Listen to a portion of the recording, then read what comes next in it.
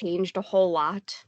It but- is changed a little bit because you do a little bit more of the introduction of round, like we're recording the meeting. Okay. I'll work on getting that open. I'm really sorry, guys. I can read the first section. How about that? That sounds great. Thank you. Okay. Hello, everyone, and welcome to tonight's Community Environmental Advisory Commission meeting. These meetings are public and are subject to the state's open meeting law. Recording will be start momentarily. We record the meetings to further transparency in government and to support folks who are not able to attend today to hear our proceedings. Under the state's open meeting law, all votes during an online meeting must be taken by roll call. This will require each member to activate their microphone to give their vote and then turn their mic back off. Before we begin, I'd like to announce that we are officially recording this meeting. And as I mentioned, that is our goal, to increase access and transparency. Great. So I'll turn it over to our chair, Erin Niehoff. Were you able to? I am ready now. Yes. All right, fantastic. So good evening. Thank you all for joining tonight for this Community Environmental Advisory Commission meeting. My name is Erin Niehoff and I'm the chair of SEAC, and I'll be facilitating the meeting tonight. For those of you who have been with SEAC for a while, thank you for bearing with my absence the last 3 months. I'm excited to be back. So I'd also like to start by noting that this meeting includes the remote participation of members as authorized under Minnesota statutes section 13D.021 due to the declared local health pandemic. Please keep yourself muted at all times that you are not speaking. To keep the meeting moving along and on schedule, please wait your turn to speak and hold questions until the end of each speaker's presentation. There is a chat function, but please remember that those who are calling in by phone cannot see the chat, and everything typed in the chat may be posted in the public meeting minutes. I'll do my best to verbally communicate relevant information that appears in the chat, but would also encourage folks to share pertinent information verbally rather than relying on the chat. For participants who are on the phone, you can press #6, #6 to turn your microphone on and off to make a comment or question. So I will now call this meeting to order and ask him to call the roll so we may verify the presence of a quorum. Great. Terrific. Thank you. And then for community members on the call, we'll provide an opportunity for you to introduce yourself after the roll call is complete. So community members, just let me, or commissioner members, just let me know by saying present or here. Max Dalton. He, I think, was going to be not able to make it tonight. Indigo David Liu. Or here. Thank you. Mark Denon. Here. Tess Stornfeld. Present. Matthew Douglas May indicated he would be joining us a little bit later. Sandy Fazzelli said she was not able to join us. Lauren Fleming. Here. Divine Islam.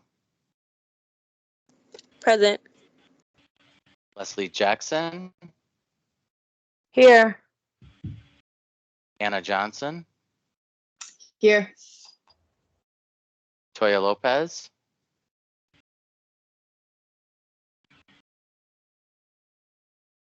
Barbara Lundy.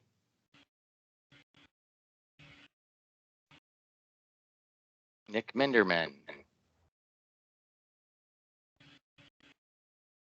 Jacqueline Cepeda. Present. Chair Erin Niehoff. Present. Terrific. Chair Niehoff, we have 9 members present, so we do have a quorum. Great. So at this time, if there are any community members who have called in, please feel free to unmute and briefly introduce yourself with your name and organization or affiliation as applicable.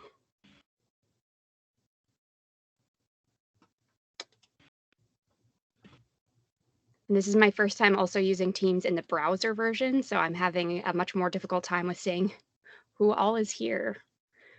So let's Okay, see. I will look down to see if we have people calling in. I don't see anyone that's calling in or on remote. So should we, I'm just curious, I know that we have a bunch of different speakers on today, so especially since we're going to be getting to those presentations sooner rather than later, if you don't mind holding off until we get into things, it would be great to have your introductions at the beginning of your presentation. So thank you everyone for joining. Our first two items of business is the adoption of our agenda for tonight's meeting, followed by the acceptance of minutes from our August 18th meeting. And we can combine these two items if we receive a proper motion. So anybody have anything that they'd want to see changed on either the minutes from August or the agenda for tonight? Tess? Yeah, I just recently saw something about a possible MOU for a bike and scooter share program, and I would like to follow up on that if we have time today, or just get it on the agenda for next time. I'm not sure what the timeline is on that, but just wanted to get it in. And then also making sure that we get organized to be present at events. I think those are great things to add on to the agenda. Other comments or things to change? I don't have a copy of today's agenda. This is Leslie. Sorry. Are you on the Teams? On the computer? Could we put it No, in the chat? Okay. If you put it in the chat, yeah. I came in on Teams from the email. Yeah. I'm on my phone, so I can look if you put it in the chat. That's fine. Okay. Thank you. Sure. Julia, would you be able to put that in the chat from the LIMS connection? Definitely, yeah. Give me one moment to pull that up. Thank you. Okay. Is there anybody who would like to make a motion to accept the minutes as written and approve the agenda as amended by Tess to include, if we can get to it, conversation on the MOU around the scooter and bike sharing, and also talking about community events that we might be able to attend? I will make that motion. Thank you, Anna. Is there a second? I'll second. I did not see who that was. Lauren? It's Lauren. Yes. Okay, cool. All right. I guess at this point, calling the roll again, Kim. Great, thank you. I'll just read through all the names again. I know there's a couple of folks that joined us just in between our two run-throughs here. So Max Dalton, Indigo David Liu,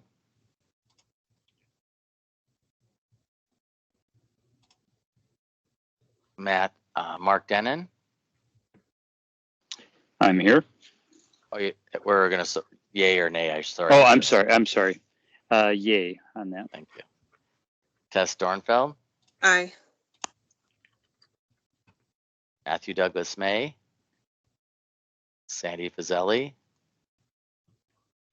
Lauren Fleming, Aye.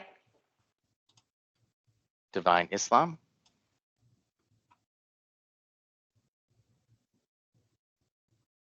Leslie Jackson, Aye. Anna Johnson, Aye. Toya Lopez, Aye. Barbara Lundy, Nick Minderman, Jacqueline Cepeda, Aye. Jeremy Hoff. Aye. I seem to have missed one person in here, but we have eight. We have eight ayes or yays and no nays, so that does carry. Okay. Was there anyone that I did miss? I thought we had 9. I don't know that I heard Divine chime in when you said her name. Yeah, I didn't count her. Divine, you Yes, you're here, I see. Okay. Are you still there, Divine?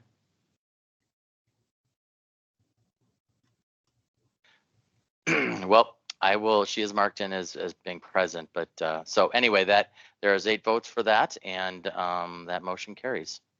Okay. So as we get started here, we typically start our meetings with a land acknowledgement statement. So gonna get going with that. As we meet here today, we are reminded that Minneapolis is situated on the homelands of the Dakota people, an area that is steeped in rich Indigenous history. It is home to Indigenous people from more than 30 different nations. As a city, we have a responsibility to care for the land on which we live and work and all its natural surroundings. This stewardship is an integral part of our involvement in this commission, and we honor it as we begin our meeting. I want to open this space to see if there are particular ways in which we can support Indigenous people in our community. Tess? Yeah, I just wanted to share that the Minnesota Indian Women's Resource Center is organizing a boarding school victims and survivors march tomorrow afternoon. And you can find that on the Minnesota Indian Women's Resource Center Facebook page, and I will drop the link in the chat for that tomorrow at 1 o'clock.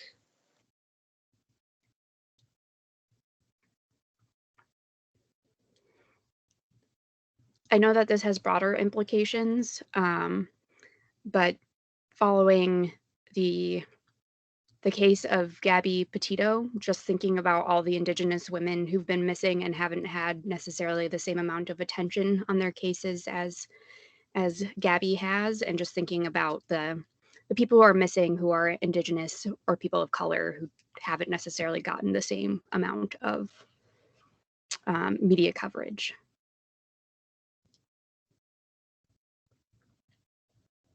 Anybody else? Okay, with that, I think I'll turn it over to our presenters talking to us today about St. Anthony Falls.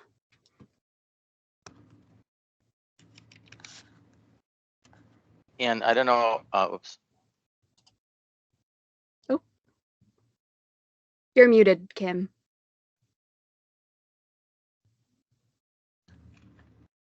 Now you're good.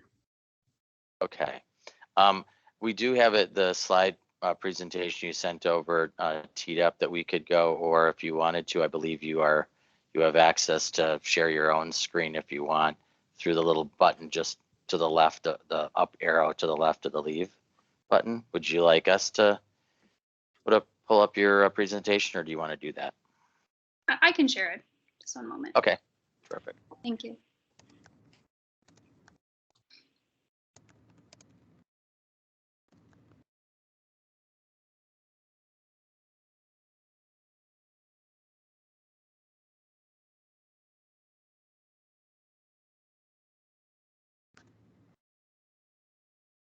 All right, do you want me to go ahead and get started? That'd be great. Thank you. All right, well, hi everyone. I'm Colleen O'Connor Toberman with Friends of the Mississippi River, and I'll be giving the first of sort of a complimentary pair of presentations about things happening on the Mississippi River in Minneapolis, particularly related to the locks and dams. Friends of the Mississippi River, you may or may not be familiar with us. We work with community members to protect and enhance and restore the Mississippi River with a focus on the Twin Cities in particular. And so I'm going to go ahead and kick us off with the first explanation here of kind of what is going on right now with the locks and dams in the Twin Cities. And then our friends from Friends of the Falls will talk more specifically about some specific pieces that are coming up soon. So when we're talking about locks and dams that are in Minneapolis, there are 3. There's Upper St. Anthony Falls here, which is the one, kind of under the Stone Arch Bridge that most of us think of.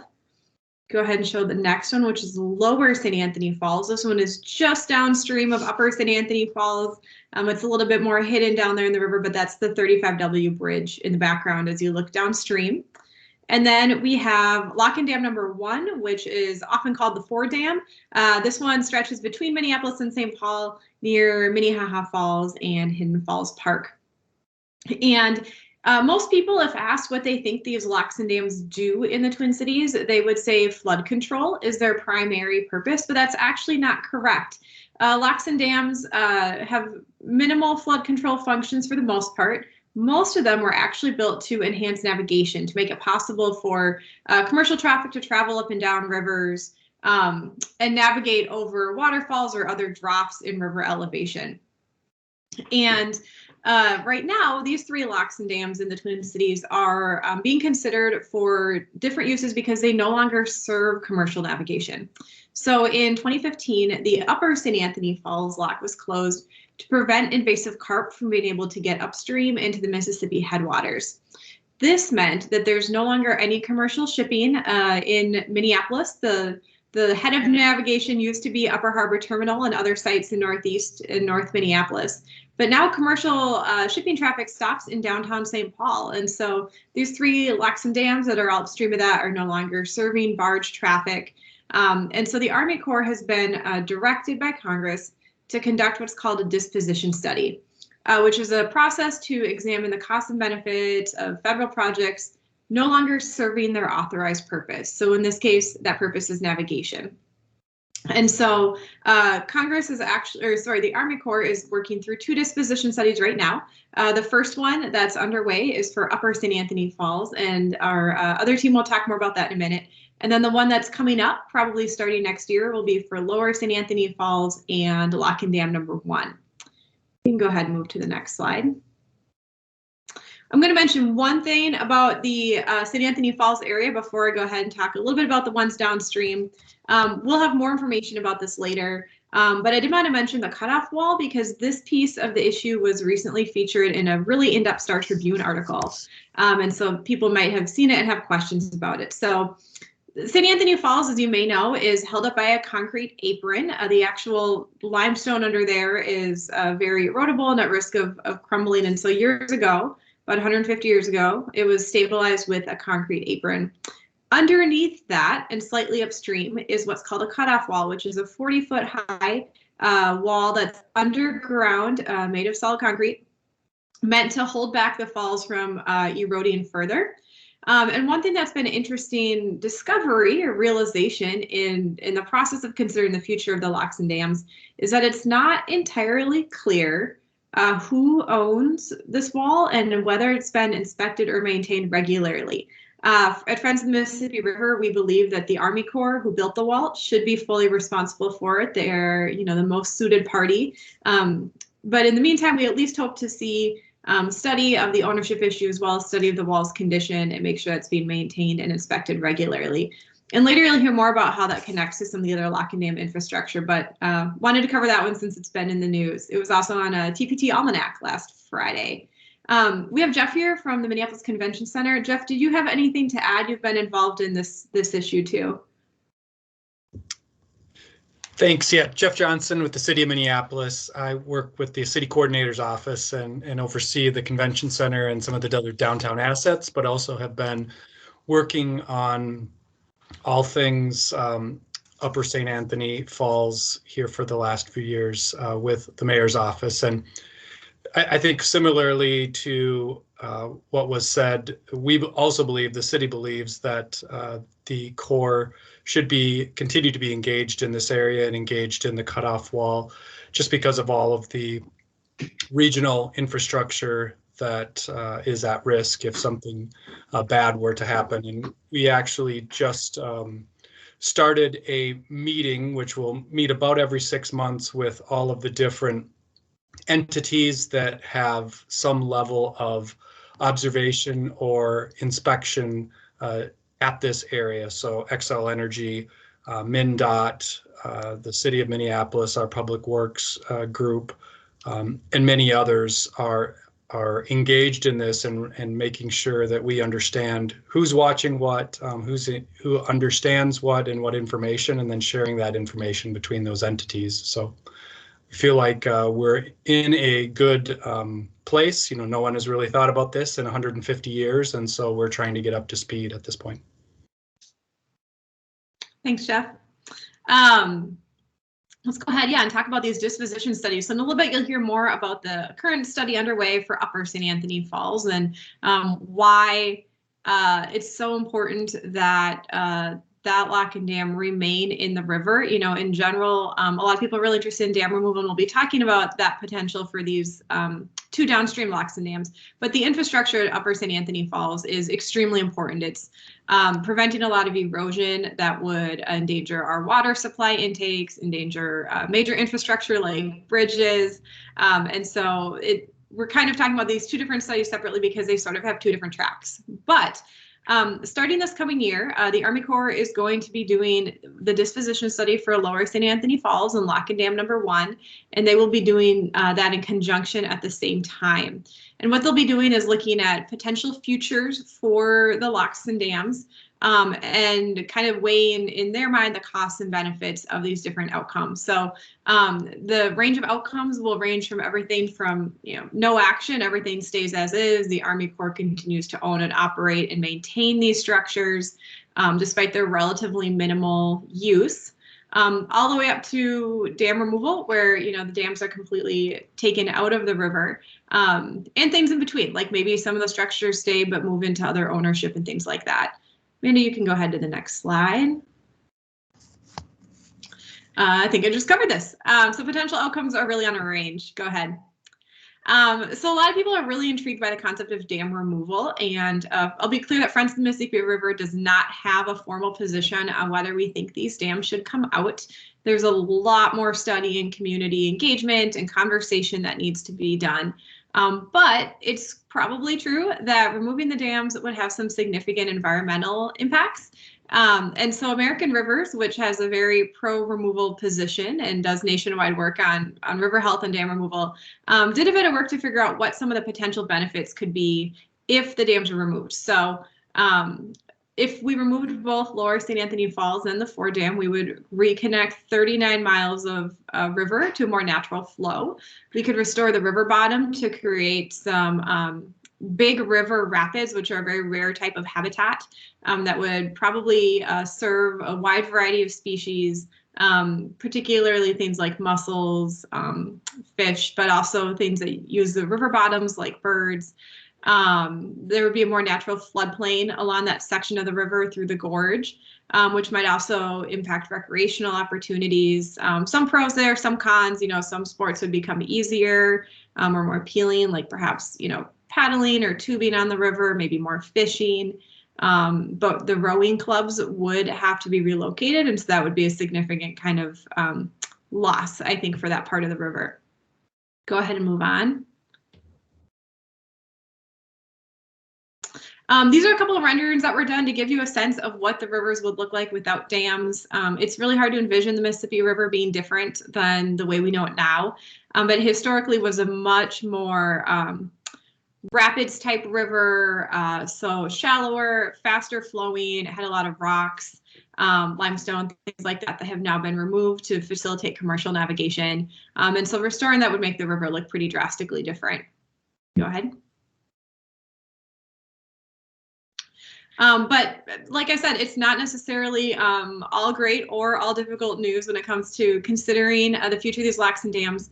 There are a lot of things to think about. So one is, you know, cost. Of course, maintaining the existing infrastructure has a cost. These are aging pieces of concrete in a river.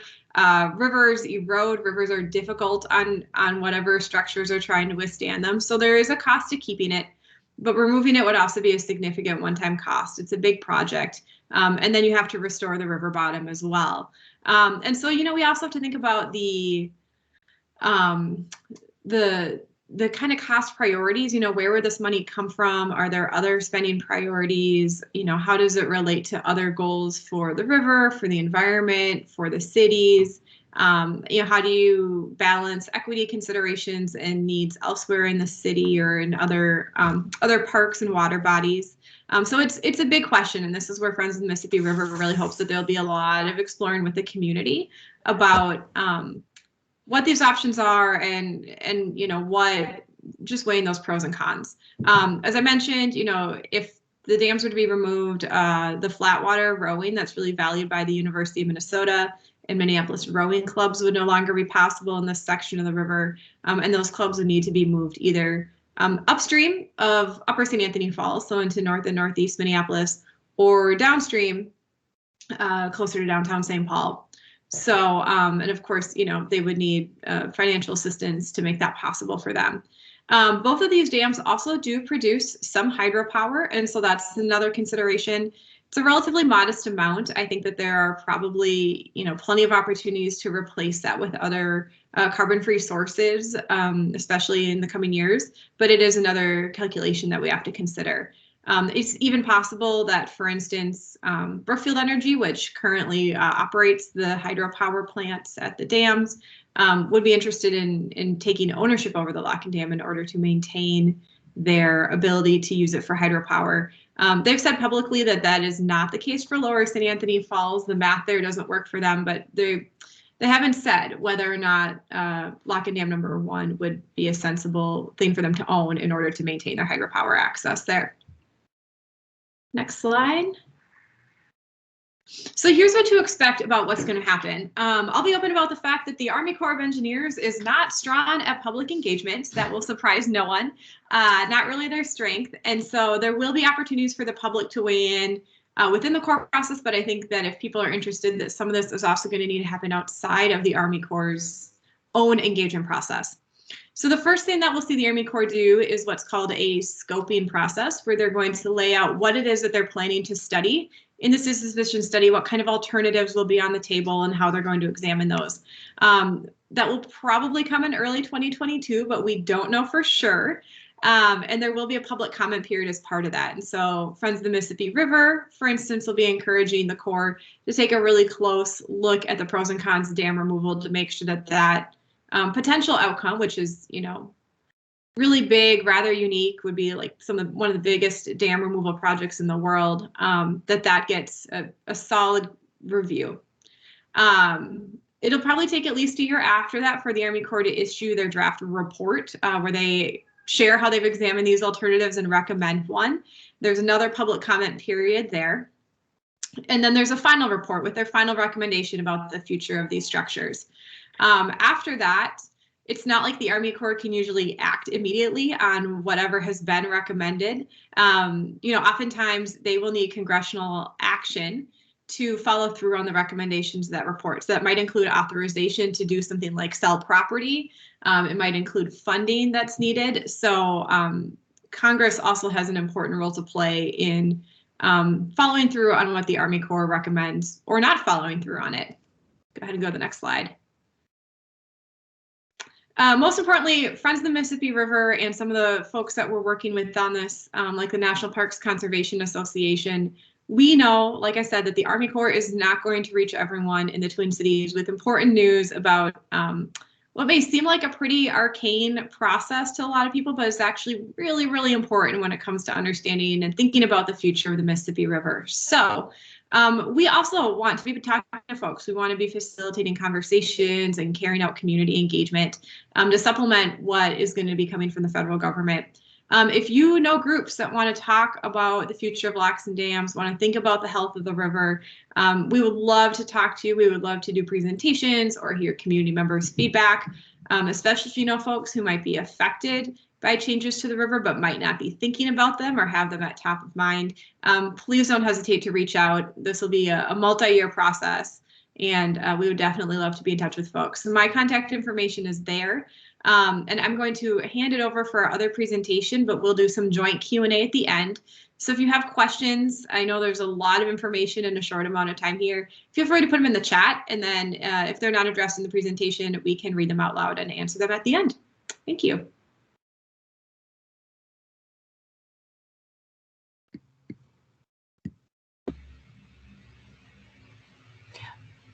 Mark Andrew, are you there? You might be on mute. Yep, I'm here. Okay. You want to kick it off, or I'll kick it off. And Director Havey, first of all, I want to say it's fantastic seeing you, even from afar. And it's a great pleasure to be with you here today. I've been summoned by a city council member to be at an event at 6 o'clock, so I'm going to have to ditch out of here probably before we're finished. But I want to make sure you know that the project director Kirsty Duvall, who has been with the Friends since the very beginning, is here, and Amanda Wiggins, who's our Director of Communications, is here. Both of them know a great deal about this project. And maybe before I turn it back to Kirsty and Amanda, I can just say just a couple of words about the Friends and about our great respect for the Friends of the Mississippi River. We sort of work hand in glove on several issues, and FMR is the premier Mississippi River advocacy group in our part of the country. And so we are really privileged to be able to work with them in common cause. We have very similar agendas. So it's great to hear your presentation too, Colleen. The Friends of the Falls is about a 6-year organization that was created by a guy named Paul Riles. He was an executive for a very big company here, and when he retired, he decided to commit the rest of his working and serving life to the Mississippi River. And he's been a key figure in the development of the Central Riverfront, along with his co-founder, Mark Wilson. And so we are here as a result of the largesse and inspiration that they have felt and expressed about the importance of the Central Riverfront in specific and the Mississippi River in general. The Friends of the Falls, I'm assuming, Director Havey, that just about everybody on this call knows that the city of Minneapolis was born here, right here at the St. Anthony Falls. And I'm sure just about everybody, except maybe for those who didn't grow up here, know that the falls was crucial to the birth of the city of Minneapolis because of the energy that it brought to the river, first to the logging industry and then to the flour milling industry. And so part of the reason that our organization exists is to recognize the history of that site and the profound impact it has had on our community. But in recent years, we have been placing a great deal of focus on a storytelling opportunity here for the indigenous people who came long before, literally since the glaciers receded some 12,000 years ago. And as everybody here on this call knows, the Dakota are the indigenous tribal community. There are 4 Dakota tribes in the state of Minnesota, about 7 tribes that are primarily Chippewa, Anishinaabe related tribes, and we are all working to a certain extent to recapture the history of this area. So just as I turn this over, I want to make sure that one of the most important things that the Friends has done is that we have approached the indigenous nations and we have asked them to partner with us on the recreation and repurposing of this incredibly important cultural and historic site. And so the work we have been doing in recent years has been about creating a shared vision of what really ought to go on the site adjacent to St. Anthony Falls, and that it should not be a decision made solely with a European perspective, but rather with a shared vision and a Native American centered vision and aspiration for what the future holds for this important site. So I think with that, Kirsty, maybe I could just ask you to take this over for now, and I'll be with you for another 15 or 20 minutes before I have to ditch out. Absolutely, Mark, thanks. That's a great introduction. And here you have an image of the site, which of course has been highly industrialized. And as Mark said, is the birthplace of Minneapolis, and really was celebrated that way throughout its history. Is there someone speaking?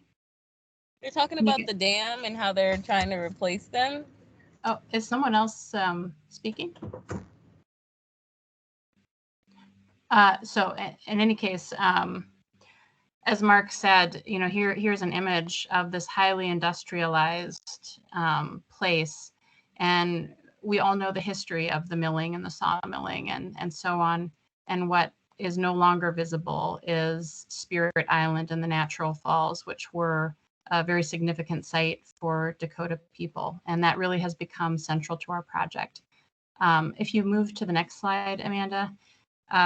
We're not the only ones, of course, interested in the Central Riverfront. There's numerous plans that have been adopted and policies that have been passed that relate to the Central Riverfront, and in particular this site. There are plans by business and tourism entities, by local government, both the Park Board and their Central Riverfront plan, as well as the city resolution. The Heritage Board plan, and even a plan by the National Parks Conservation Association, which is a federal scope. And so we're really interested in working with all of those different perspectives while really centering the Indigenous perspective, which has been the missing narrative. And the next. Additionally, a lot of local stakeholders have really risen up as interested parties, and we early on built a coalition of organizations that we could work with because we knew that for this site in particular, a huge piece of this would be legislative work. We needed to, secure acts of Congress to move this forward. And so working with the city, working with neighborhood groups, working with NACD, who is our core partner, the Native American Community Development Institute, to really advocate and move forward as a community some of what we wanted to secure for a public interest outcome on the site. And then next slide. So we did secure 2 acts of Congress so far. Maybe there'll be more. But in 2018, in the Water Resources and Development Act, Congress directed the Army Corps to cleave the upper lock off of the disposition study that was going to be for all 3 locks. You heard about the other 2 from Colleen. They cleaved it off and said, okay, we need to expedite this one. This one's going to be treated differently. That was a win. And we also achieved language that suggested partial disposition be considered, not just dispose fully or not dispose at all, but partial disposition. Then in 2020, we again worked with Congress, and in that case, secured language directing the Corps to convey land to the city of Minneapolis or its designee. So the city of Minneapolis had to step up and really consider that and participate in that process.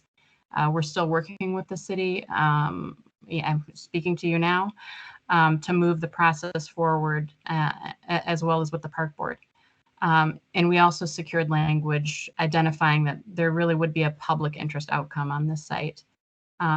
All of us who are participating in this locally agree that the Corps should retain ownership and management of the lock. None of us are lock masters, and there is a huge regional significance and importance to the site. Might be the next slide. Yeah, maybe first this. So this, that last image, I don't know if any of you guys have been down to the lock, but this is the parking lot. There's a fence there between what is still kind of the Corps of Engineers parking and then what is leased to the Park Board as parking on the inside of that Stone Arch Bridge. That's really the area of interest and not the concrete structure itself. But you can see the Stone Arch Bridge just passes right through that site. There's more land on the other side of it, but it's really the land, not the structure. And then the next slide. So the Corps has already completed a draft of the disposition study for the upper lock, and what they have concluded is that without commercial navigation, which was suspended in 2015, they no longer have a mission. That's their position, and that they should completely dispose of the facility. There's been an enormous amount of pushback on that, and the next slide reflects some of what came out of that public comment period. Sorry, it's one slide ahead, but I'll say both things. People understand that there is significant impact to the region if the Corps were to depart. And that includes impacts to the city's water supply. You know, if the lock had a catastrophic failure, you know, things like water supply could be disrupted. The invasive species that were the reason for halting commercial navigation could move upstream into the Great Lakes. There could be, you know, issues related to Excel and the power generation that's happening there. There could be flooding issues. So the Corps on occasion has to release floodwater, and so we don't want them to go away and have something terrible occur, you know, without their watch. So it's important that they remain. And what we and the city and the National Parks Conservation Association and FMR, you know, and others have observed is we really need the Army Corps to stay and continue to be the steward of the site. They really need to be the ones. And if we can move forward again. Yeah, so the public comments from the Upper Lock disposition study overwhelmingly opposed full disposition. Nobody wants the Corps to just abandon the property. That is still in draft form. So although the public comment period has ended, they're still working on it. They're doing some of the NEPA required studies, including a 106 process. And we're expecting the release of the final study and recommendations in early 2022. And next. So this piece, these next two slides are really about the process that Friends of the Falls is shaping along with partners. You see in the middle of this diagram on the left, Friends of the Falls, we consider ourselves a service organization. We have contributed, let's just call it the startup funds, to move through this period of really legislative agenda and capacity building and coalition building, working with the city of Minneapolis and also the park board toward an MOU that will guide us into how do we negotiate the conveyance that Congress has directed with the Army Corps so that we can pull this land in under local control and then move forward in partnership with the tribes toward an outcome that reflects this commitment to Native voices and Indigenous perspectives leading the way on what happens here. So this demonstrates a little bit of that and our commitment also to securing public funding as well as raising private funds to implement whatever those improvements are going to be. And the next slide. This diagram reflects our commitment to partner with the Native American Community Development Institute in facilitating the leadership of the Dakota people in guiding this process. And so, again, we've been working with NACD for, gosh, maybe a year and a half as we've pivoted from legislative agenda into, you know, how is this process and project going to move forward in terms of program, concept, and design. And so NACD's leadership has been absolutely instrumental in reaching out to tribal communities, to tribal and Native organizations. And with their help, we've now engaged a facilitator to form a Native Partnership Council, which is actually kicking off tomorrow. And that will be central to the rest of this process as we move into discussions about how to embrace and improve the site for the public good over the next few years. And I think that's the last slide. Yeah. So Mark's email address is there. Mark is our fearless leader at Friends of the Falls. So you can certainly reach out to him or Amanda or me if you have questions beyond this meeting. And then Jeff Johnson, who is our wonderful, wonderful point person at the city. Jeff has been in this, I think, as long as I have, and Jeff is also on the call. So thank you. With that, we can take questions, I think, for either presentation.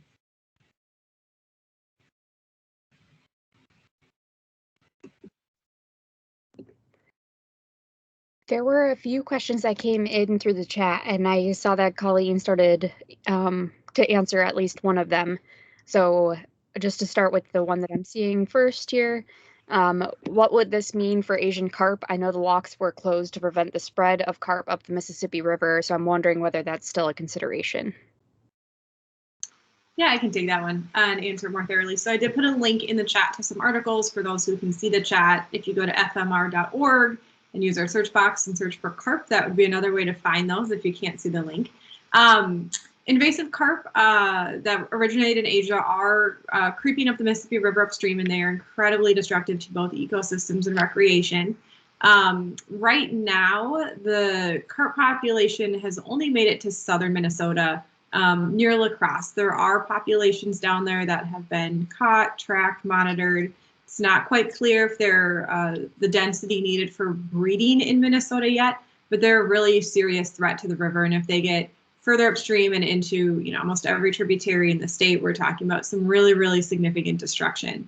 As you know, as we mentioned at the very beginning of our show presentation, the reason for closing Upper St. Anthony Falls Lock was to prevent those invasive carp from making it into the headwaters area of the state if they make it that far upstream. Upper St. Anthony Falls is a taller lock, a taller structure than most of the other locks and dams in the river, and so it can block carp in a way that most of the other structures cannot.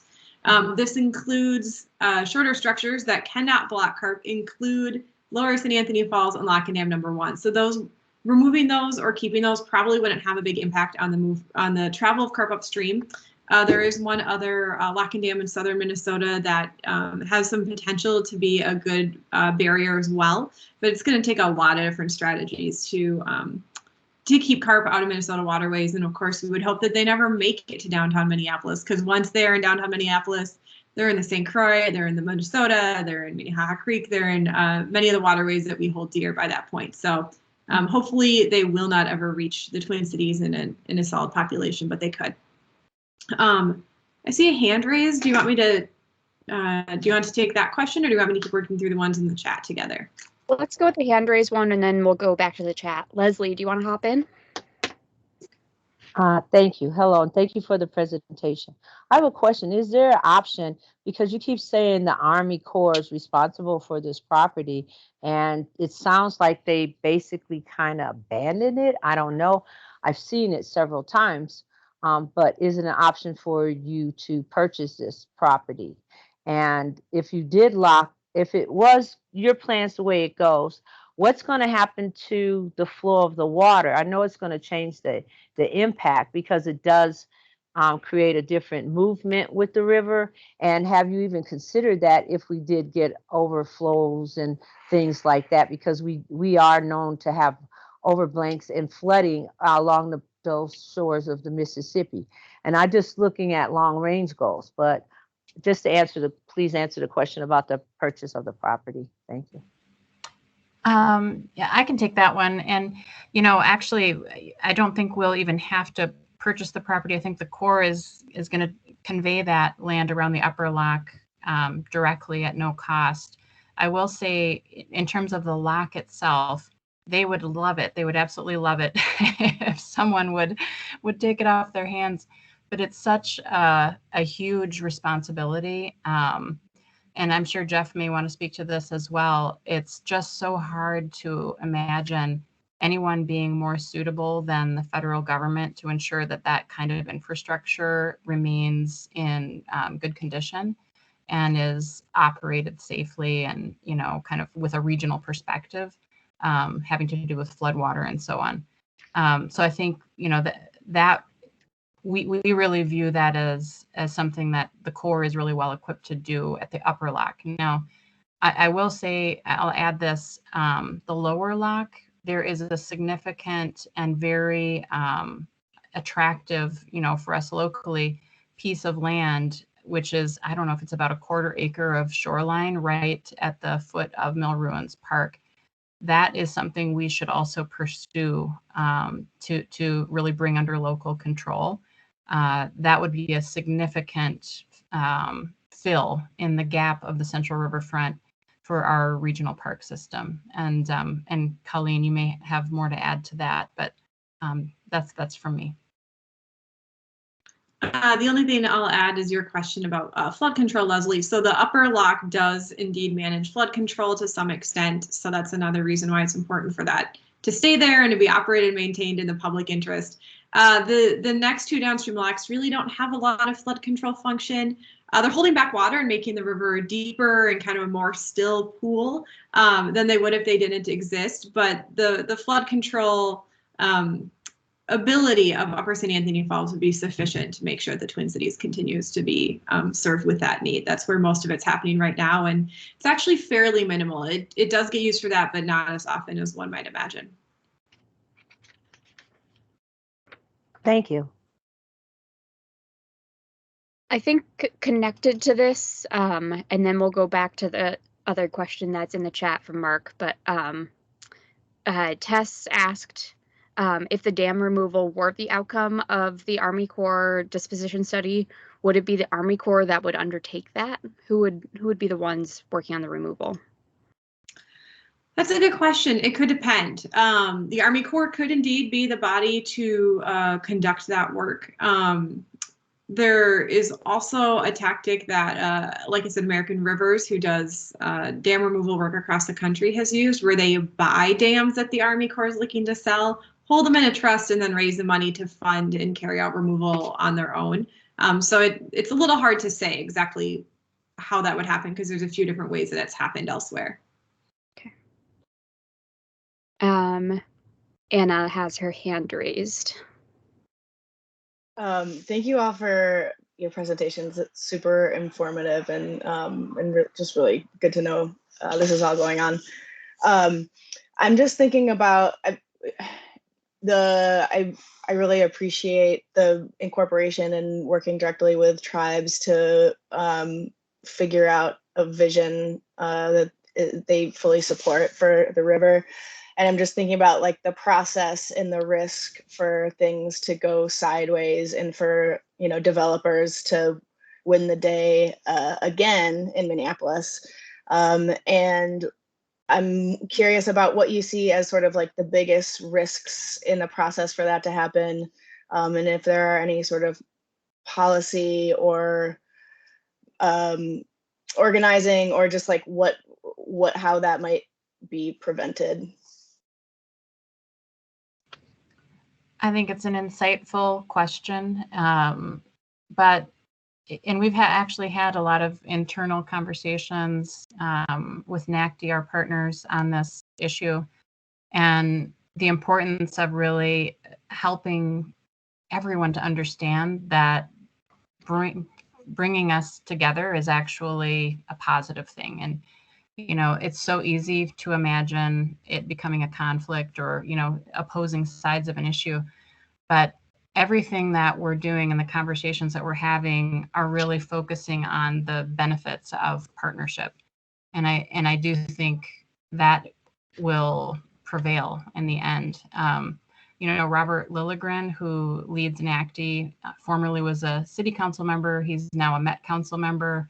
He's an amazing bridge builder, you know, kind of, and we're working with a facilitator, Carrie Day Aspinwall, who used to be a city employee like me.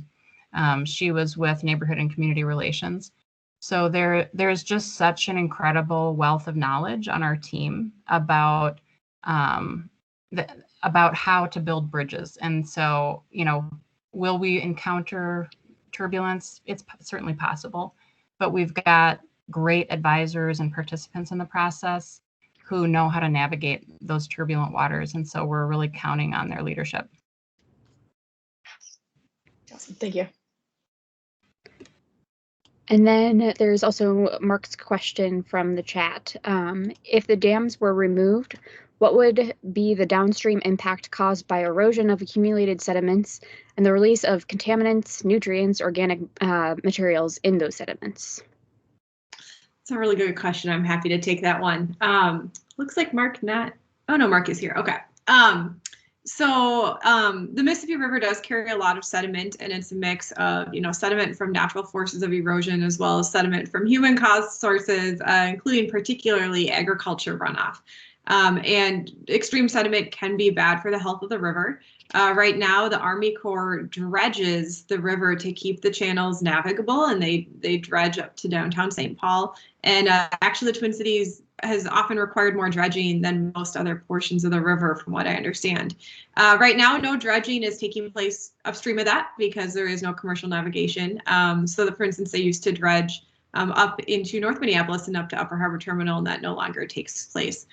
So there is sediment being held back by the locks and dams, and we don't know exactly what. And so that would have to be one of the things that gets studied. How much is there? What would happen if it were released? Is what is in that sediment that could be potentially harmful to the river?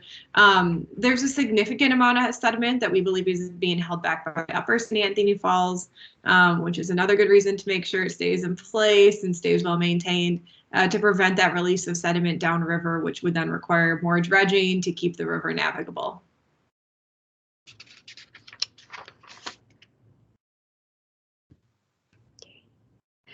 And I guess one other question here from the chat. Oh, Leslie, go for it.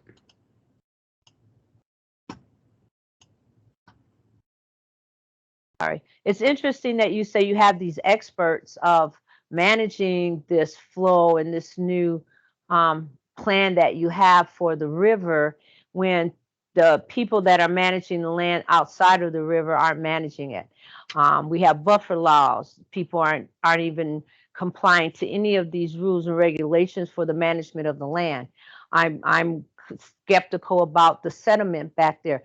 You don't even, according to you, you have no clue how much or what's going to have the impacts. But you have great ideals, but you don't look at the impacts. And if you do this and you're looking at it, have you done an environmental statement? And how long will it be before one comes out from your team? Thank you. Leslie, are you referring more, to the lower locks and dams? Are you thinking about dam removal, yes, or more to the project, the Friends of the Falls project? The combination of both, because the question came up was going to be, I was wondering about the settlement and the movement of it and the toxics and yada yada, which will be coming downstream. So I'm just looking at the bigger picture of both projects and how people want to manage the land. I wonder how people really look at it. Everybody has these great ideals, but nobody really knows the impacts of it. But then you say you have people working and you trust these people. And I'm wondering who these people are and how much measurements will your team be doing when it comes to the amount of sediment if you were to remove it. And I'm just piggybacking off the last question that I believe Mark said about the settlement and things. So that's just my question.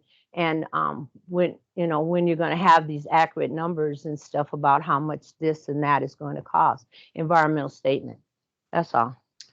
That's a great question. So the Army Corps' process before they make any recommendations about the future does have to include environmental review. And we expect that before any decisions are made, all of those things are given close attention. We don't have the answers yet because no one has studied it, because no one has yet really studied this potential future of the river. This is just kind of a new opportunity to even consider removing dams. And it isn't something, those dams were in the river for 100 years already or more. So it's just not the future that's ever been thought about before. It would also, potentially be at that time that other independent folks who wanted to might also have an opportunity to conduct some of their own work to understand what the impacts would be, costs and benefits, et cetera. This is all why Friends of the Mississippi River doesn't even have a formal position on this yet. Dam removal is, of course, a really intriguing concept. It's exciting to imagine a different future for the river, but there are so many potential impacts that we just don't understand yet that need a lot of careful study and a lot of community dialogue before any decisions are made. And I would just say it probably is less applicable to the Friends of the Falls project. And Friends of the Falls also does not have a position on dam removal. But we would completely agree with you that it would be critically important to study the impacts of removal thoroughly, and in particular that toxic sediment. And that they're not going to have a choice but to do it, because NEPA will require, I think, for something as substantial as dam removal, they would they would be required to do an environmental impact statement in order to make that recommendation. So I imagine, and I'm sure, Colleen might agree. I'll speak for you, Colleen. They're going to do that. They're going to have to do that. So we're all very concerned and agree it's important. And anything that does major dam removal is a many years long process.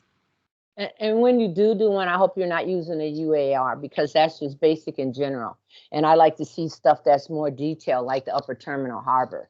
And I'm just wondering how, people analyze things. It's just amazing. And that's all I have to say. I'm just amazed by things. I'm that geek that searches, research, and not fall in rabbit holes, but stand on the edges of them.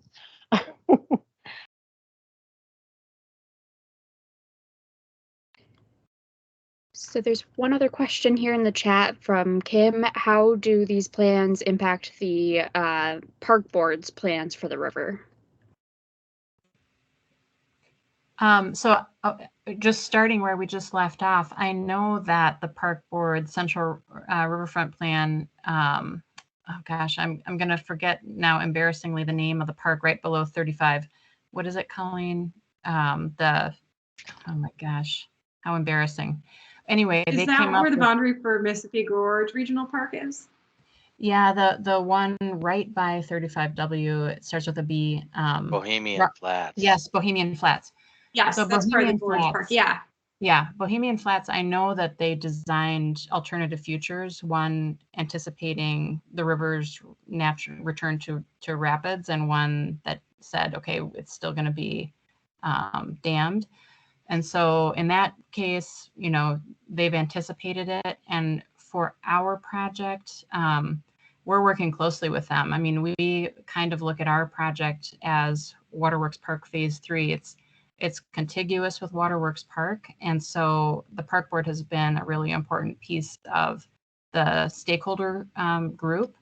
And we're actually working really hard to bring them in even closer so that we can plan that next phase of Waterworks Park and whatever happens on the lock kind of in harmony together.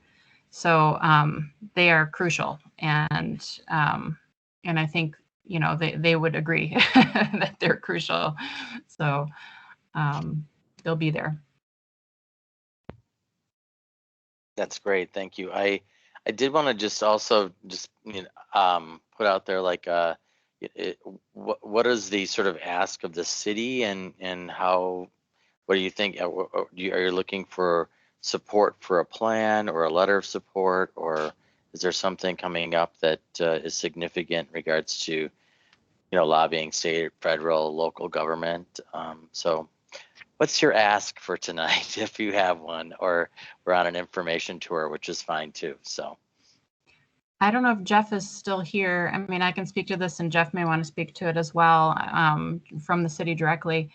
But we're working really closely as a partner with the city. So Friends of the Falls, I like to say we excel in followership. We're really working to facilitate the process as a cost-sharing partner, as an advocate, and as a coordinating entity. But the city, the first and most important ask of the city is that the city actually accept this conveyance from the federal government to bring it under local control. And so that's really number one. And then, of course, that the city work in partnership with us to center Native voices and propel this project toward a public interest outcome. And that's something that we've really heard a lot of support from the mayor, from Councilmember Fletcher. They were with us when we went to meet with the 4 elected leaders of the Dakota tribes. This was a couple months ago, committing the city to this, what I would call intergovernmental collaboration, because the tribes don't typically work with municipal government. They work with the federal to federal. And then there's kind of frameworks that are set up so that they can work tribal to state, so it's a very, very unique opportunity and precedent setting opportunity for the city lead on an issue of rising importance for the nation. And this, I think this project will be really significant in that way, you know, this partnership. So we're just, you know, the little nonprofit that could, helping to cover some costs and move the process forward, but the city is centrally important. Yeah. And Kirsty mentioned it, that the mayor has been extremely engaged in this, along with Councilmember Fletcher and Councilmember Johnson, and she's downplaying the power of Friends of the Falls. The Friends of the Falls have moved this forward faster than the city could have ever done that, and that has been just a fabulous work that they have done, both in getting coalition, but also then going up to the federal government and getting action. You know, the WRDA legislations twice, getting the coalition between the federal congresspeople, senators, to make sure that people are watching out for this. And so really what the city is trying to do is, one, be that conveyor to get the land into the public domain, and then really look to see how we can support what the community wants it to be next, and knowing that bringing our partner of the park board in to make sure that as the recreation and getting people back in touch with the Mississippi River and being able to touch and feel and be close to it, I think that's where the park board will come in and be really engaged. But for us, I think at the city, it's just making sure that local control is gained so that we can make the right decisions that work for our community.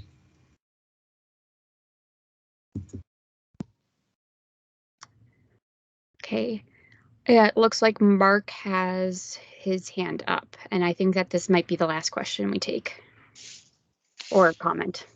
Yeah.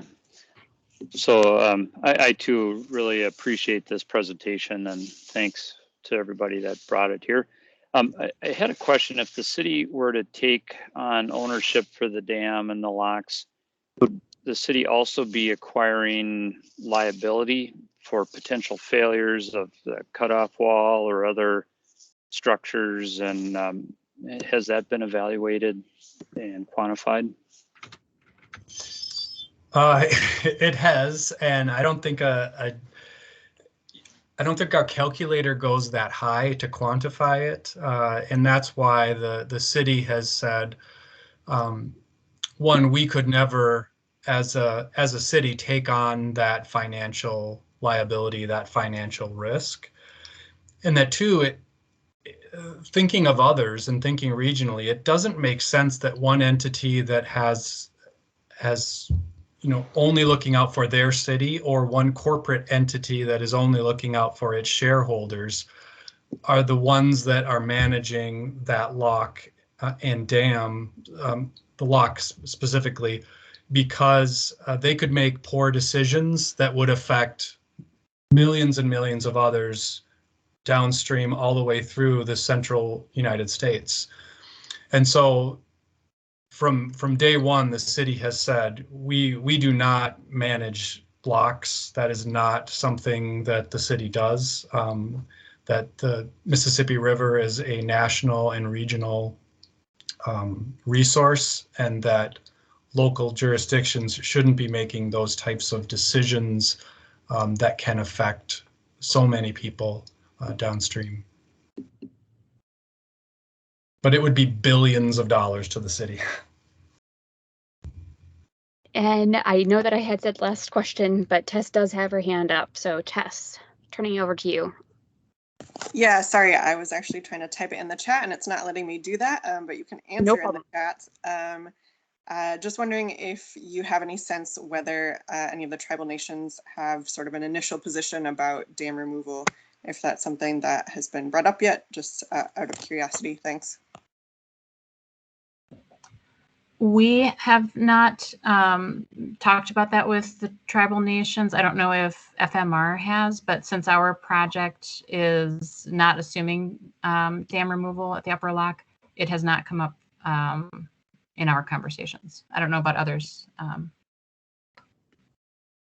Friends of Mississippi hasn't tackled that issue yet. It's something that we hope to do in this very early engagement phase, is to build those relationships with tribal nations. Of course, FMR is not the decision maker, the Army Corps is, and so tribes can certainly play a role in this process without talking to FMR at all. They should also be engaged, directly engaged by the decision-making agency. But as we think about, understanding community perspectives and understanding what's best for the health of the river, and eventually FMR taking its own advocacy position, of course, we'll want to make sure that, tribal and indigenous perspectives are considered when we reach that point.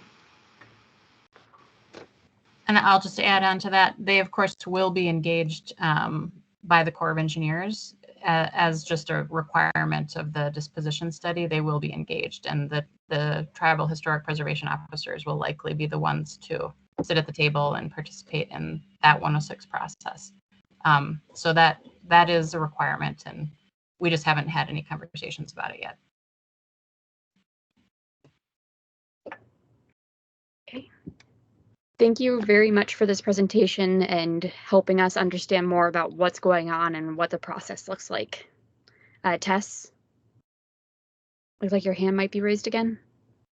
I was just trying to take it down. Thanks. Okay, perfect. Okay. Oh, thank you so much for having me. Good night. Thank you. Bye. Thank you very much. We really appreciate it. Okay. So before we move on to the discussion section of the agenda, I am curious what SEAC members would like to see regarding this topic in the future, recognizing that it doesn't feel as pressing as obviously some of the other components that we've been working on.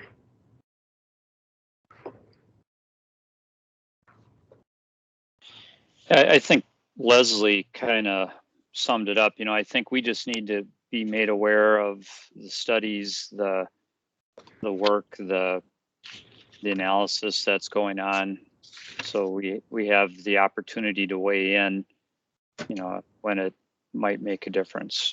Mm-hmm. Anna?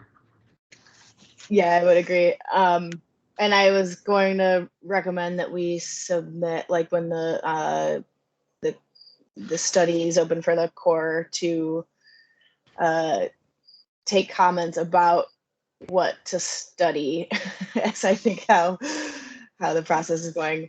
But I think now I'm remembering that this group is only supposed to submit comments on, like, intra-city stuff, like only city level opportunities. So I'm curious about if I have that correct, or if that's something we could participate in. Yeah, the connection is that it can be things that are outside of intra-city per se, but the comments can need to be made to the city council. So you can't send comments on behalf of the city to the Army Corps of Engineers, for example, directly. Yeah, I was just going to follow up on that, if I can jump in and say, I think a role that we could play is, just keeping this on city council's radar and being able to keep track of it and make sure that we keep them on point, where city council and the mayor especially can play a role. In other presentations that I've heard about this, one thing that's come up is that, similar to what Colleen said, Army Corps is not very responsive in general. Even the things that Congress has directed them to do, they've been reluctant or slow to follow through on. So I think beyond engaging as individuals, we can make sure that those key people who have more influence, perhaps, can be reaching out to be participating in the Army Corps, and also maybe reaching out to federal representatives and making sure just to keep attention on this and make sure the things that everyone says they do get followed through on. Thanks.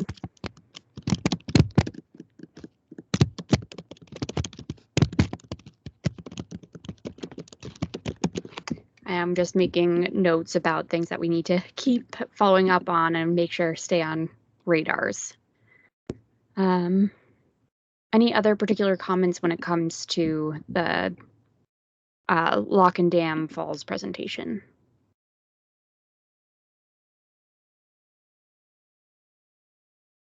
Okay. Hearing none, I'm going to pass it on over to Kim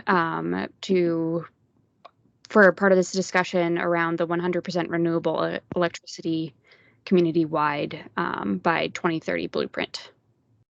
Terrific. Thank you, Erin. So, we've had a couple of discussions about this, and we are now in the official comment period. And so what I'd like to have is to a letter of support around certain things or comments that we can submit as part of this. We've tentatively set a date of October 15th just to try to keep things moving along. I know our SEAC meeting is on the 20th, so it's fine if we need to go to another October. But within the blueprint plan, and I did include a link to it, and it is open for public comment. We've got a couple of really specific goals for how we attain 100% renewable electricity by 2030. And big picture, how we're looking at doing it is that we have 60% coming from the renewable electricity grid itself. This is getting us to basically lines up with what Xcel Energy is saying.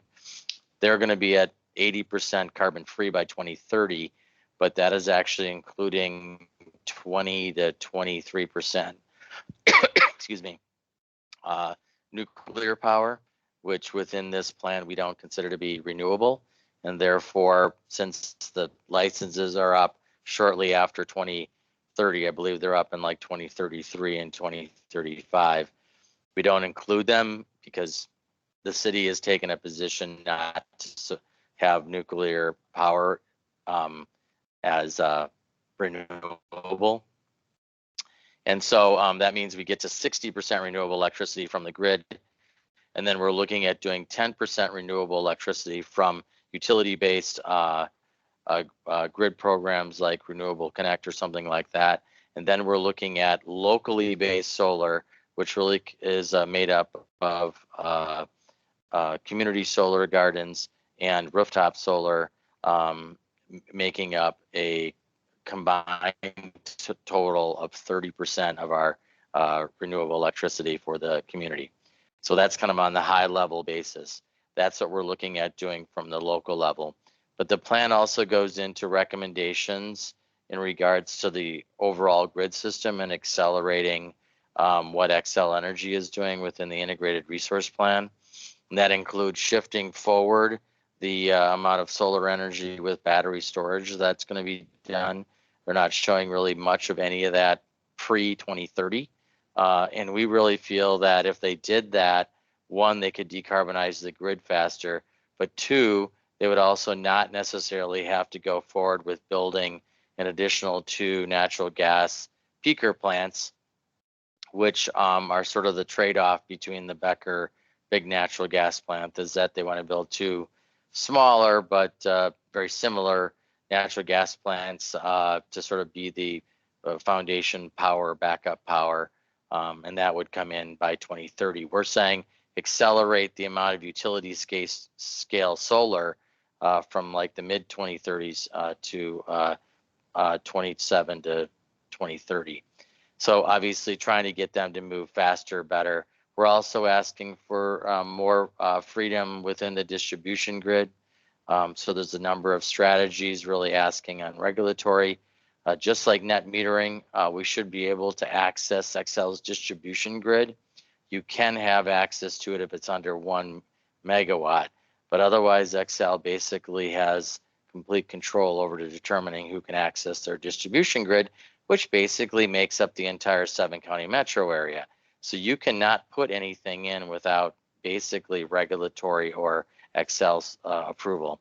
We're trying to make that a little bit easier to get the mid-sized community solar gardens. So we're looking at a couple of really utility scale aspects within the renewable electricity plan. We're looking at what we can do within the city and how we support renewable electricity. And then we're looking at globally, kind of federally, supporting a federal renewable electricity standard and a decarbonization plan. So I guess what I'd love to have is thoughts, feedback today, and also comments, a letter of support for moving forward with these goals that we've set within the blueprint. So I'll leave it at that, and certainly answer any questions folks have or what have you.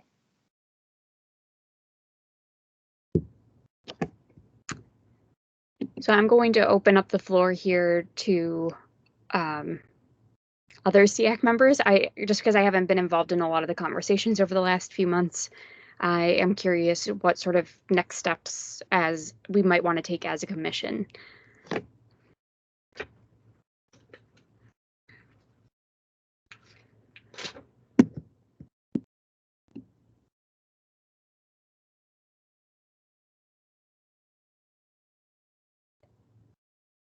Mark? Yeah, so overall, I'm quite impressed with the plans that I've seen, Kim, so far. I think, it's clear that the city's done a lot of work in this space, and you understand what's what's going on, where the big challenges lie. I like the inclusion of an increased focus on energy efficiency and on electrification of residential and commercial and industrial processes, and I guess just kind of the overall recognition that it's going to take a wide range of renewable energy sources to really be able to make this happen.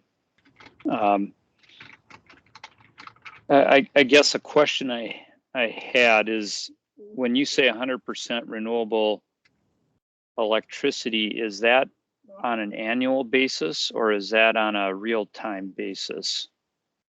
Right. Yeah. I'm sorry. Go ahead. It is going to be looked at as like the amount of kilowatt hours used annually, and how much we get from renewable electricity. So it's not being tracked at a daily or minutely or hourly basis. Right. And I guess that would be the one thing that I think, I would recommend. I realize it's a lot more challenging to do it on a minute by minute basis, and you would need a lot more, renewable energy generation capacity to make up, and storage and other things to be able to make up for the fluctuation in solar generation or wind generation. So I think we should either acknowledge that somehow in the plan, just to be transparent, to avoid potential greenwashing claims. And even better, you talked a bit about storage. Is there a way to really have an increased focus on addition of storage, at some point, to help make up for the intermittent nature of wind and solar?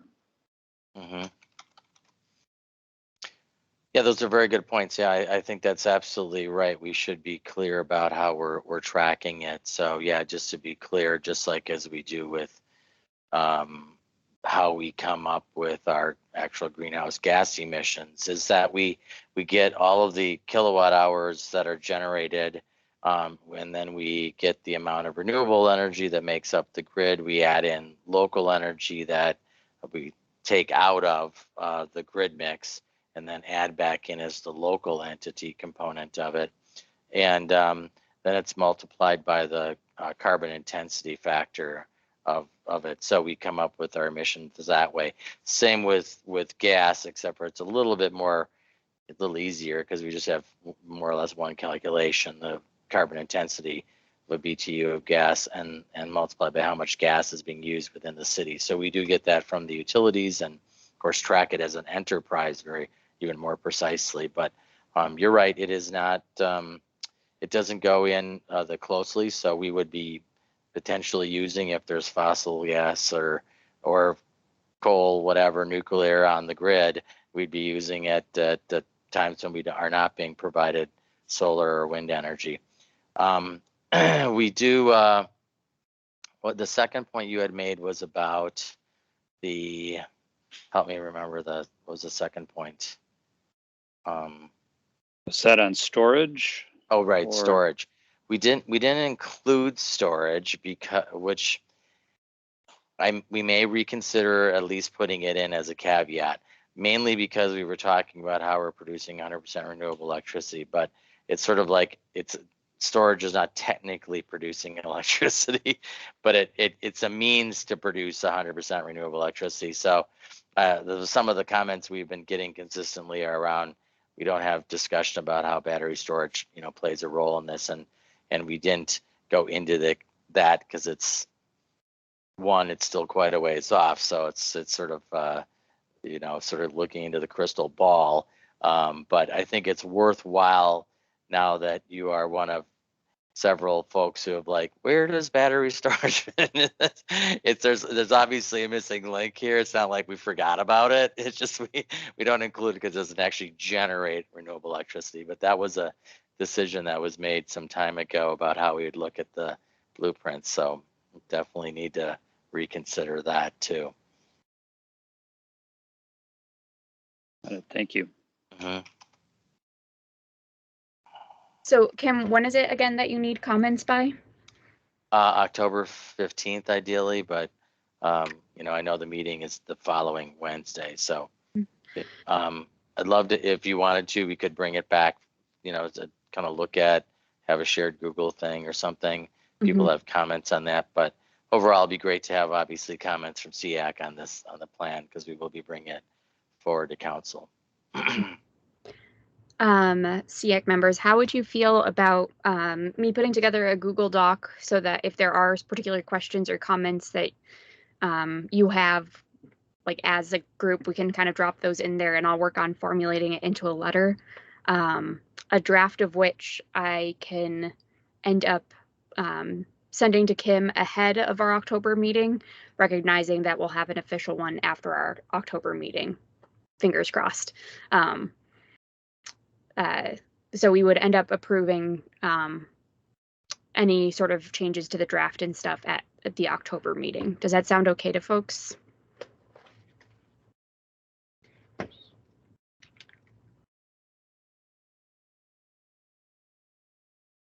Leslie? It sounds fine, but I just have a question. I was able to pull the plan back up. Is there a plan to increase, because I see at least 11 city buildings that were approved by this company. I'm wondering, as time goes on, because you're giving a time span for this electrifying the city, is there going to be an increase, and is there plans to increase these solar panels on city buildings and different entities and open spaces that are available that we can place them? These solar panels, like at airports or somewhere that the city owned properties that are kind of like vacant lots. Is there plans for increase? Yes, yeah. So we just approved, like I said in the announcements later on the agenda, 11 properties were approved for new solar at 5.1 million kilowatt hours. So that's, probably about 4 megawatts altogether. So it's a pretty good size. These are good sized buildings. We are putting a 700 kilowatt capacity system on top of the Northeast East Side Maintenance Facility up in Northeast Minneapolis. That's going to be a community solar garden that's being done with Minnesota Renewable Energy Society. So, and then we're looking at doing things within the distribution grid that I kind of mentioned earlier, where we're going to be working with US Solar. That contract is not, or that entering into negotiations hasn't been approved by the council, but it's likely to approve this on Friday. So yeah, we're really ramping up that. We'd really like to ramp up the ability to put solar on any of the available flat roofs that we have around the city. Not only city buildings, but looking at ways to do what's called virtual net metering, which allows companies to be able to have solar on it. It's exact technology that community solar gardens work off of, where it's produced on one building, but then giving you sort of net metering on your bill. This would be the same thing, but not have to be a community solar garden with multiple subscriptions, but you could have renewable electricity put on different buildings. So we could really try to get like the private sector to have electricity throughout, because many of the warehouses and other buildings, they may not use as much, especially on the big sort of open warehouse floor plans. They probably don't use all the electricity that's there, maybe with the manufacturing going on or other things, but there may be opportunities to utilize roofs nearby or adjacent that right now don't work in net metering rules. So looking at all kinds of new things to be able to get that, to get us to that 30% local, but it means maxing out not maxing out the rooftops. We need to get to about 30% of all the potential rooftops, which still sounds like a lot, but we've been making a lot of progress on it actually. So a quick question to follow up with that. And I heard you saying the private sector. And so that sounds like it's going to be a competition with Xcel. And that being said, is there going to be a better incentive for the residents? Like Xcel wants to give you $30 to put it on there with no benefits. Will the city be able to give the residents maybe, well, we'll give you this incentive, but you will be able to get the benefits from the solar panels? Is that going to be an incentive for the residents, or are they just going to have to seek these different individuals to have them placed on their homes? Thank you.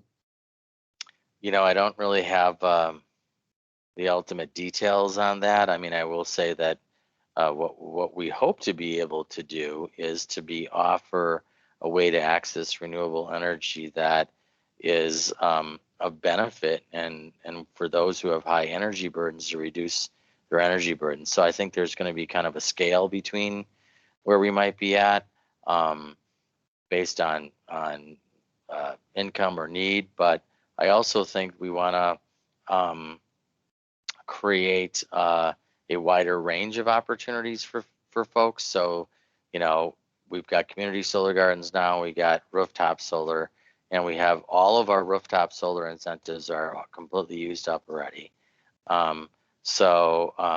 It becomes a situation where, you know, we need to have more resources put into this to be able to grow it. So this is why this ultimately needs to be a plan that we can work together with the utilities as well too.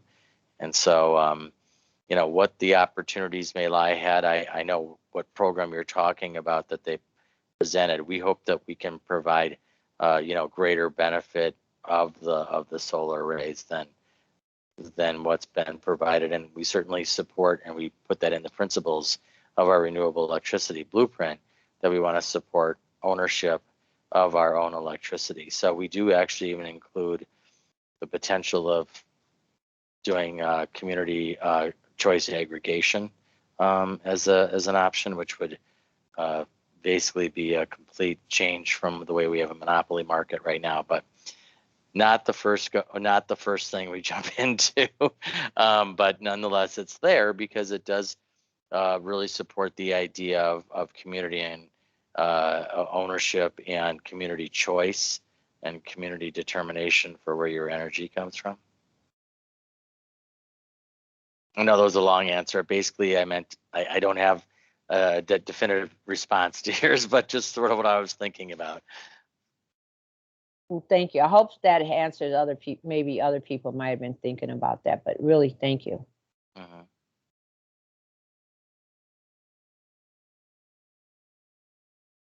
With the new solar, what percentage of your energy portfolio will be solar renewable energy? So within the city of Minneapolis enterprise, the new 5.1 million, that is going to be, and our community solar gardens, that would put us above 50% of our enterprise electricity from solar.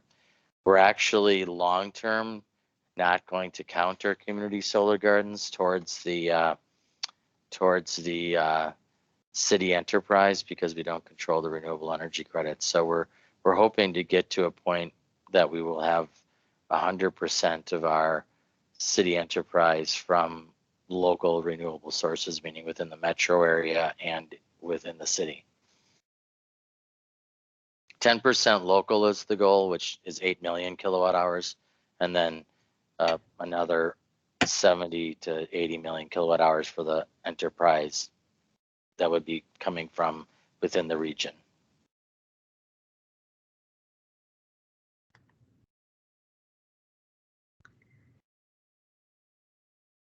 So I guess back to the question that I'd started out with, would other commissioners be okay with me starting a Google Doc for us to put in any thoughts or questions we have?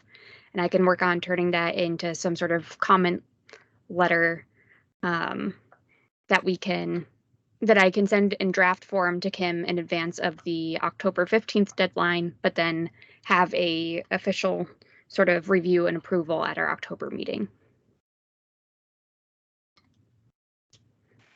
Sounds great. Okay. Yep, sounds good. All right. So we'll move forward in that way on that. And thank you for the different questions and comments that came up. I have been writing those down, and I'll pop them into the Google Doc. In terms of old business, when it comes to an update on Roof Depot, Upper Harbor Terminal, and SEAC membership. So Kim, I'm actually going to hand it over to you first to see if there's an update on Roof Depot that you've heard about. Yes, there is an update on the Roof Depot. So I think we mentioned at our last meeting that there was a staff direction that said to stop, moving forward with development of the Roof Depot into the Hiawatha Water Maintenance Facility, and that directing staff to come back with a fiscal note analyzing what the costs are for, changing directions and holding costs of land, and then also a racial equity impact analysis. I led the effort along with Kelly Mullman on the racial equity impact analysis. We did present that to council on yesterday, on Wednesday this week. And basically, there was quite a heated discussion on how to move forward. Councilmember Cano and whose ward this is in had asked for any staff direction to be delayed for a council cycle.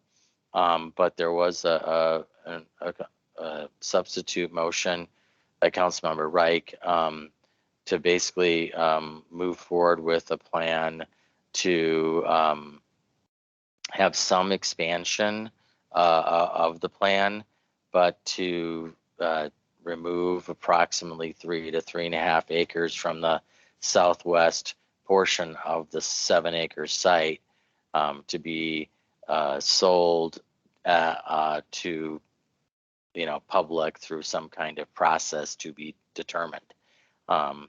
So ultimately it was, and that did actually carry the day 7-6. Councilmember Ellison is sort of the swing vote on this.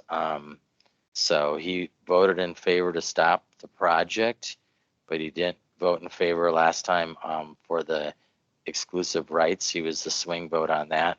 And then this time he did vote to support this position that Councilmember Cano and others, Council Vice President Jenkins and others did not support. So again, it's a very tight call here. So at this point, I haven't seen even what the sort of motion was being drafted in the meeting, more or less. So I have not seen the official motion, but ultimately it is to proceed with a revised expansion plan and to dispose of at least a 3-acre, if not slightly larger portion of the site for community development of something. Would that include the entirety of the warehouse? If you know. I don't know. Okay. I don't know. It wasn't clear from what I heard from the motion. Tess? I got an email from Climate Justice Committee saying that council had voted to tear down the building. I don't know if that was just their sort of, publicity about it, or if that was actually part of it, but that's what I heard. Okay. I mean, it could be. Like what portion are they talking about? I didn't see, it wasn't sort of delineated on a map, at least. in anything I saw, so I don't know. But obviously you know, as part of the racial equity impact analysis, we did talk about tearing down that particular building and said it would have a negative impact, a negative racial equity impact because of its demolition. So I think we put forward a pretty good, and Council President Bender said most detailed racial equity and impact analysis she's read. So it's just it's one of these situations where it's just a very close council vote, and unfortunately, it's not moving in. Well, it's moving in the right direction, but it's not clearly moving, and it's not decisive, you know. But I don't know if the community is going to support that or not, and it's still not final because it's supposed to go to the council on Friday, and I would not be surprised if it was delayed because they actually never did move the last staff direction to council for the full final vote. So it was a sort of a committee return to the committee staff direction. So the building is 5 acres. Okay, so now we know the answer to that. Okay. Yeah. All right. So Kim, just to be clear, what you're saying is you think they will probably delay the vote tomorrow on the direction that Reich brought forward and not make a final decision on that. Option B, I think it is either. I'm just saying I wouldn't be surprised because they didn't bring the staff to, they didn't need to, but they didn't bring the last staff direction out of committee to the full council. So that vote that went on is committee, but it's not 100% solidified yet. So see how it goes out. So I don't know. And Councilmember Khanna was, you know, I'll say spit and tax, but sort of not being involved in the discussions about this substitute motion that came up.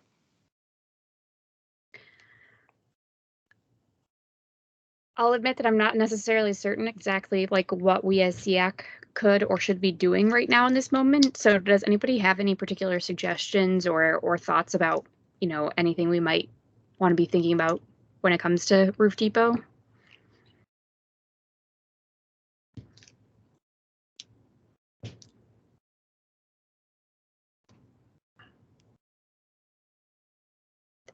And it can also be something that we just continue to have some general updates on at our meetings and then reevaluate as that progresses. Yeah, I'm trying to remember what exactly happened with the EAW because there was some confusion about whether voting to approve it meant accepting it as complete or just accepting it into the record. And I would think if, I don't know, if automatically this new option B with dividing the 3 acres would require a new environmental review, but I think we should push for, especially as SEAC and the environmental aspect of being sure that the environmental impacts are thoroughly examined before anything moves forward. You know, a lot of it gets tied into the Ypni urban farm plan, but I think regardless of what happens with this site, what Public Works has proposed has significant negative environmental impacts, and we need to make sure that part of it isn't getting lost. That's my 2 cents. Okay. The EEW was accepted as complete by the council. So that was based on the previous plan. So a new plan that, from what we know now, would be sort of splitting things in half, would require a new EAW. And the new EAW just last week, the EQB supported a addition to the EAW, which is a greenhouse gas inventory and mitigation plan. And so they've actually reached out to the city, the EQB has, to see if we had a project that could be one of their first projects to go through that. So certainly this would be one of those projects that could do that. Mm-hmm.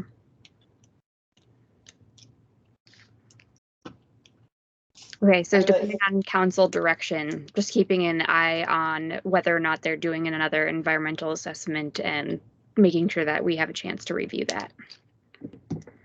Yeah, I really like that idea, Kim, of also encouraging the city to use the updated EAW that considers climate. I know they're, planning to opt into that, but sorry, Anna.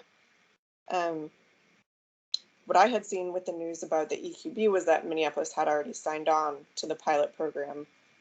So I don't know if that still means they get to pick and choose which projects, but I would think that would make a pretty clear, if they did keep doing environmental reviews without it, sort of belies the decision to join the pilot program with EQB.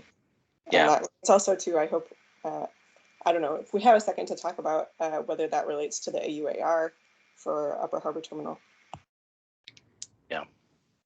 Yeah, it does relate to that. Yeah, we haven't chosen a project. There isn't one that's there. We were talking about it with the Kmart site. The EAW's already been done on Upper Harbor Terminal, so that's not, and there we go, the AUAR thing too. But so yeah, we'll definitely I submitted 2 different comment periods in support of putting that in, and lobbied the EQB chair, Margaret Anderson Kelleher, to include it. So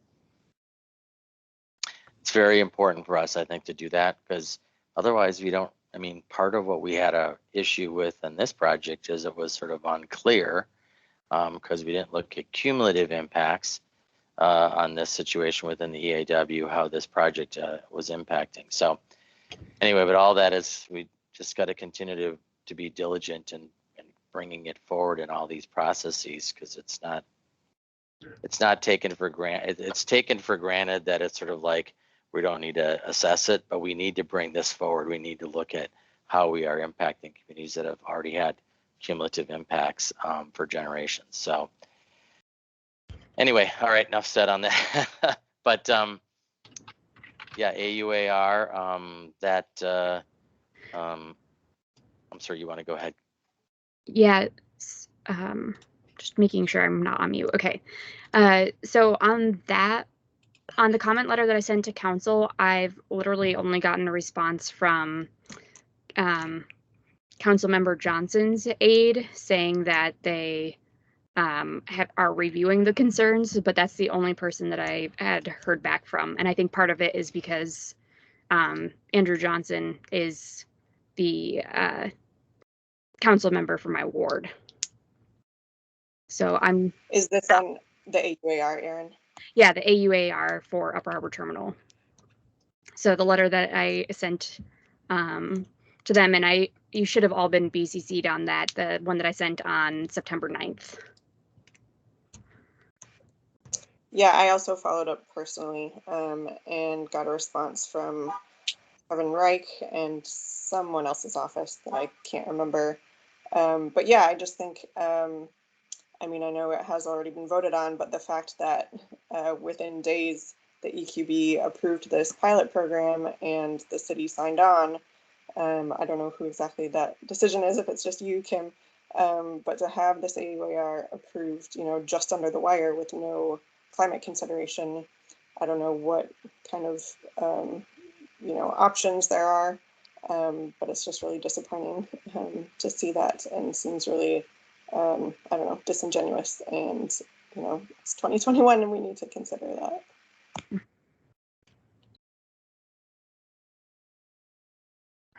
Unfortunately, based on the comments that I had seen from CPED on our original letter, it seemed like they recognized that this was going to be being submitted prior to the passage of that, and that they did not really want to go through that work. So I don't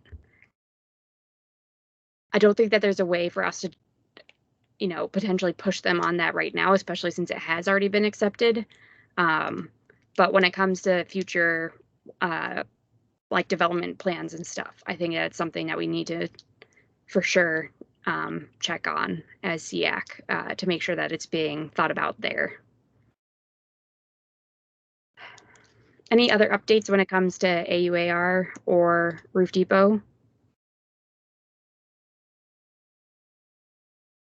Okay, I'm going to toss it over to Kim briefly for an update on SEAC membership. So one of the, just going to quickly, so one of the things that I did was I had sent out emails to folks who had applied last year, but who did not, were not brought forward as recommended for appointment to the board. And we have the ability to take those folks in to be able to accept their applications or to keep their applications live for 1 year. So it's coming under the wire because October 1st is the deadline, but I have 4 prospective new members who are, I think, all will bring some unique things to the board.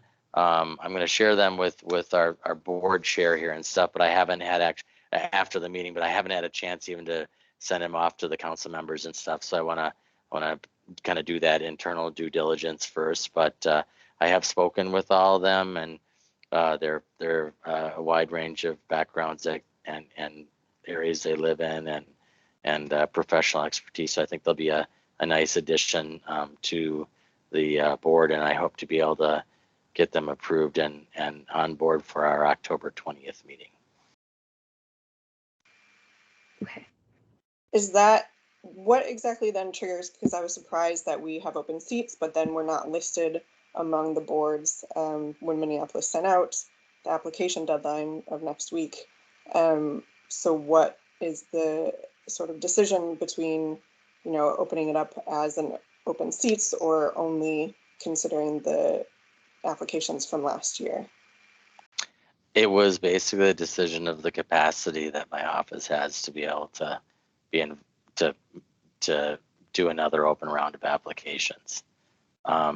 So we can keep the applications from last time and utilize those, and I felt that would be a better use of time. I had to actually go and would have to go to 2 separate council actions to get it done. One, I have to go to council actions to actually get the people to be removed from the board. Then I'd have to open it up for applications, then review the applications, then go back to the council again to be able to approve the new open 4 seats as compared to going through the folks who had submitted applications that were still valid through October 1st. So ultimately it's a capacity issue. But these seats are open up next year. Also, all the seats will open up next year. So this is just through the term through the end of 2022.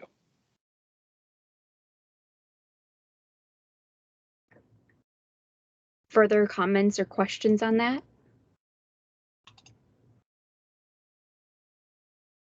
It sounds exciting to have more people and more points of view. Thanks, Leslie. Recognizing how little time we have left, I do want to, not to put you on the spot, Tess, but I'm curious, when you were talking about community engagement, are there particular things that, like, places that you wanted to see SEAC members like participating in the near future, or anything regarding? I sent an email. Yeah, I sent an email earlier today. There's an event on Saturday that the organizers said we'd be welcome at.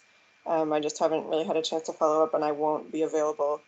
But then Open Streets, West Broadway already happens, but that's something that I know has been said. SEAC has attended Open Streets in the past, and we've I haven't had it on my radar since in-person events weren't happening, but they are right now. And so there are 2 more Open Streets.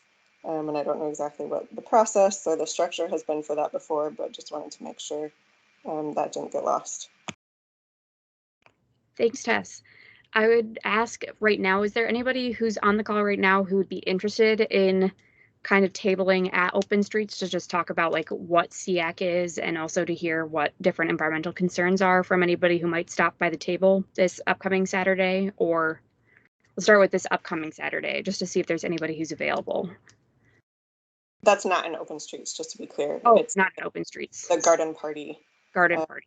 Yeah. Okay. The ultimate garden party. Yeah, I plan to be there as well too.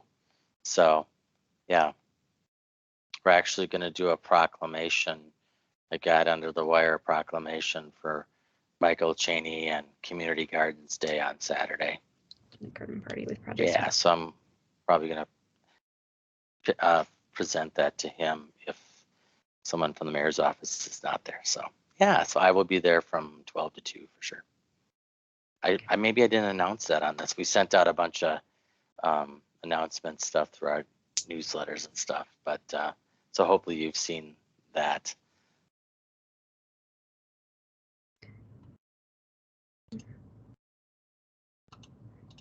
Well, I guess in the email that I send out that will include a link to a Google Doc on the 100% renewable blueprint, and then I'll also include a question in there about if anybody is interested in tabling at these open streets. I'll gauge interest first before I reach out to the leaders of those events just to see if, you know, if we do have interest here, whether or not there's space available. Great, and I would say too, if you think of any other events that are coming up that you think SEAC might benefit from having a presence at, feel free to send it my way. I'd be happy to try to keep a list going of those things. Leslie?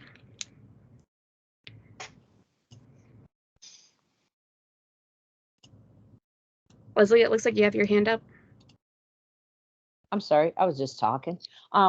I got a question, kid, for possible future SEAC meeting topics. Can we talk about plastics? And I did talk to Kim earlier today about it, and I just want to know, can we bring back up plastic bags?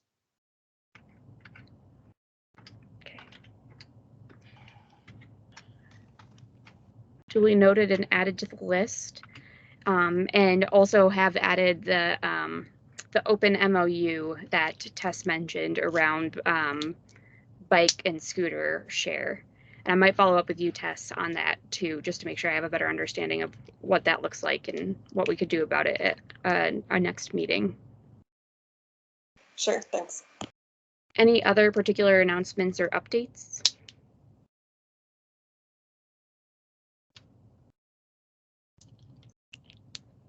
It's good to have you back, Erin. Thanks. I would say that there are some interesting announcements that are in the agenda, so I would recommend reading those.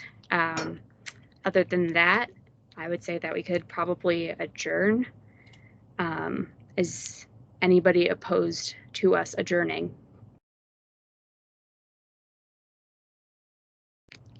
Hearing none, I would say that we are done here for September's meeting, and be talking to you all via email and then seeing you in October. Thank you, everyone. Thanks, Erin. Nice job. Thanks. Have a nice weekend. Thanks, Erin. Everybody be safe. Goodbye. Bye. Yep. Bye, folks.